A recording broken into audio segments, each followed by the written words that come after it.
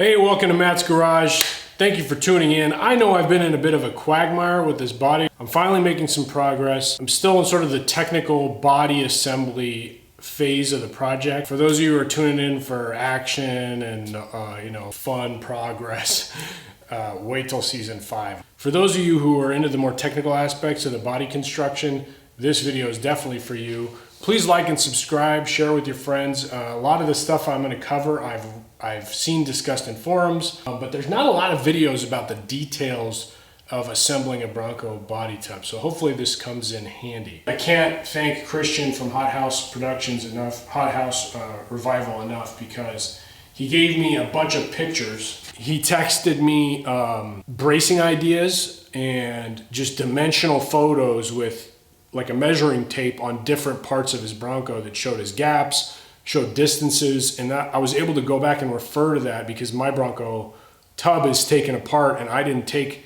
that kind of detailed photo. Now, I'm not saying Christian's dimensions are perfect for you, obviously. It's a nice reference to go back to. I used it a lot for like the distance from the top of the fender to the hinge pin. That seems to be a very useful dimension.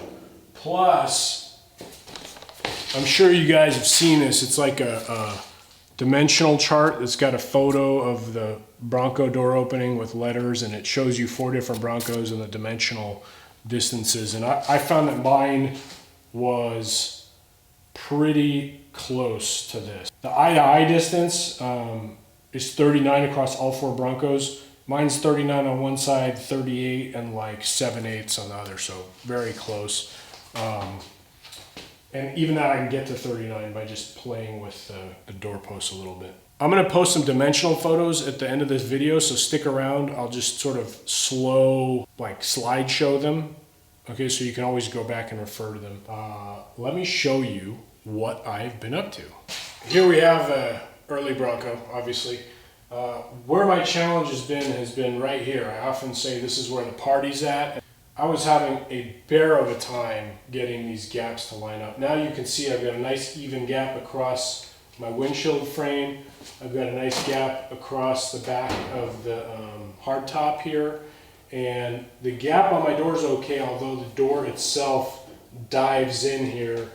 That's going to require a couple of tweaks. One, probably going to have to shave the post here to get this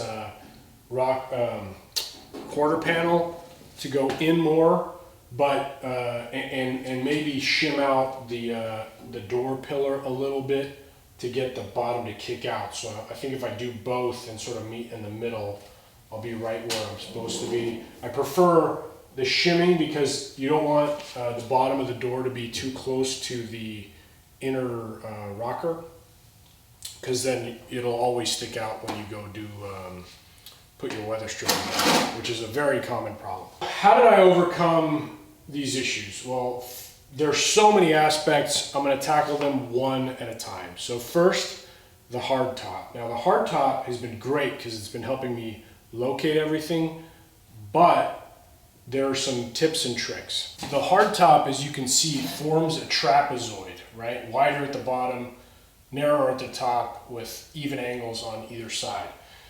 So one of my challenges was the height of this hardtop was making it so I couldn't get my kick panels up high enough because this cowl was too low. The way I overcame that was these rear door pillars. Okay, one, I couldn't get this cowl to sit even, so I put a laser line right across my hinge, and this side was low. So the first thing I did was I put a jack under my rear door post, took out the tech screws, jacked it up a fraction, like a 16th or something, screwed it back in, and that brought this to even. Okay, then these rear door posts have a bit of an angle to them, so even those are trapezoidal. So the bottom is around 57 or 57 and a quarter flange to flange width, but the top's closer to 56 and a half or 56 and a quarter.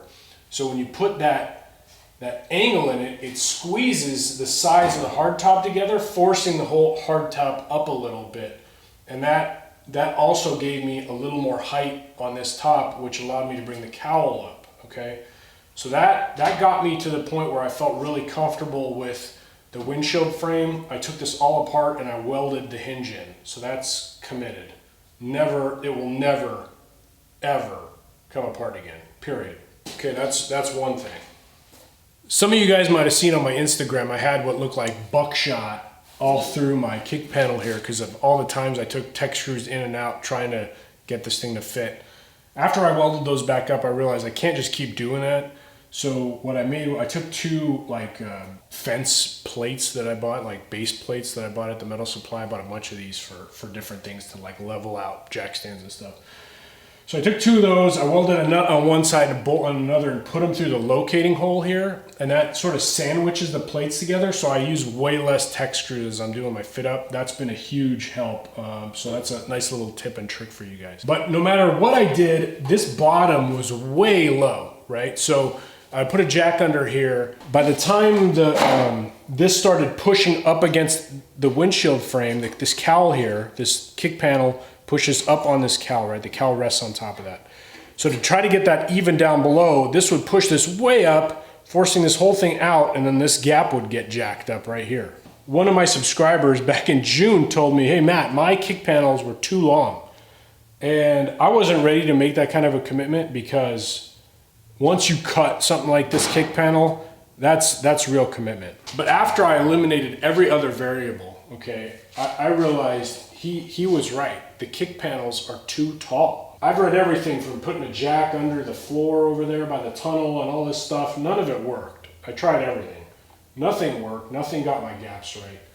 So what I did was, on this side, because of all this business going on here with the mount for the air intake and the cutout for the gutter, the drain, sorry, not the drain, how the air filter box sweeps down into the intake, I didn't want to molest this, so I actually cut this right through the middle, took a ½ inch out of this side, and just tapered this so it looked a little natural. Put it back together. I was able to get the bottom flush with the bottom of the inner kick panel, inner rocker panel, and then this just kissed this cowl, which made it so there's no upward pressure on the hardtop, and that makes it sit much nicer. So that I'm very comfortable with this situation right here. Let me show you the other side. On this side, it was a little easier because you don't have all that business. I actually just cut out a tapering pie cut because this angle was also angled down when I had that vertical. So I wanted both sides to be level when that was level. So I pie cut out a ½ inch on this side, squeezed it down, and then just stitch welded it back together. The other thing I did while I'm down here was, one of the problems is everything kind of bows and flexes. So I just took some L angle and I made a bracket here where the door strap catch goes. I made a bracket, and then and this was from an idea I got from Christian at Hothouse. Put a ratchet strap across and pulled them together. That strap really brought some rigidity into the structure, which took yet another variable out. Now, before I did this, when I would try to get everything pretty close to perfect, and then I put the front fender on, this gap would taper up. Obviously not like this. It was a tiny bit, but a tiny bit shows a lot in such a small gap. Now I've got the room where when I have the fender mounted here, there's enough room for the flange to sit on there. I had to bend the flange up prior because it was basically going diving and then up. Now it's sort of level. The fender is level with the rear quarter. Cutting a ½ inch off of that, bringing everything up, really made everything work. That really was the key. So ½ inch on the passenger side, ½ inch on the driver's side, and it made all the difference in the world. Now, I've been mocking up the door since then and fitting it and testing it and fitting it and testing it. I got to the point where my door opening, so that's the flange to flange distance, is around 35.5, around what it is on the stock tub. So I felt pretty comfortable with it. The door seems to be within a range that playing with the door post will get me close. And to be honest, guys, I'm just burned out from playing with this thing. I mean, I want to get the body done so I can get to building this Bronco. And talking to people, it's like it's never going to be 100% perfect, at least not at my skill level with my tools and my abilities and resources. So I'm calling good enough, and I've welded in my kick panels. So now that my kick panels are welded in, I'm going to turn my attention to the Firewall, which I had basically ripped apart because it was wrong and banging into the engine. So I'm just, this side's windshield frame location is perfect. I'm going to hang the door back on the driver's side, get that windshield frame perfect. And what I mean by that is where, I don't know if you can see me, but this cowl, it's got a distance to the flange that turns up on the back side of the kick panel. I'm just going to play with that distance until this gap is a little tighter. It's a little too wide for my taste. So once I get this gap a little bit tighter, then this will be set and I can actually burn this cowl in. And that'll be also nice because it will also bring some rigidity into the system. Once I have the cowl set, then I can set my Firewall because there's a brake assembly that ties this cowl to the Firewall. Let me show you. That's my Firewall upside down, but you can see the brake pedal box. It ties to the Firewall there and then ties to the cowl with these two bolts. These two bolts here. So those locate the Firewall in relation to the cowl. Once the Firewall is in, I can then tech screw it all to the kick panels, and that will pull everything rigid. Because right now what's happening is you hang the door, the kick panel boing, boing, boing, like it's like a diaphragm, right? So by locking it into position, I'll have it fixed, and then I can really set my door posts. My door posts, I have them roughed in, right? But they're still in two parts, and I've got those brackets kind of screwed into the kick panel. So there's still play. Until I get everything else set, I'm not burning in my door posts. That's like the last thing I'm gonna burn in. Hopefully my hood fits right, because at this point it's a bit late with the kick panels burned in, but I think it'll be okay, because I kind of know the distance here and that it's there. I think I can shim the hood to get to where I need if it's not 100%.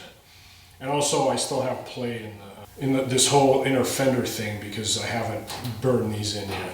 So that's kind of the plan. I'm getting really happy with the back.